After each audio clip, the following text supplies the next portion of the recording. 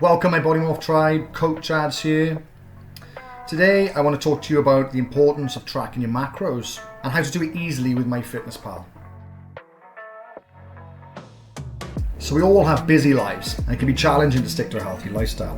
So let's walk you through the basic steps of tracking your macros.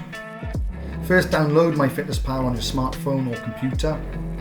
It's free and easy to use, and once you have installed it, create an account or sign in if you already have one.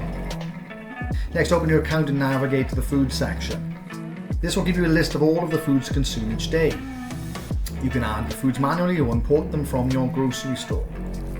Once you've added all the foods, MyFitnessPal will calculate your macros for each meal and snack.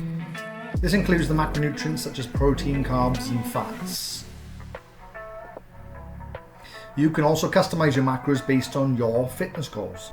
MyFitnessPal will also provide you with detailed analysis of your daily caloric intake and also macronutrient content and any other information you may need to know. I hope this has been helpful in explaining how to track your macros with MyFitnessPal.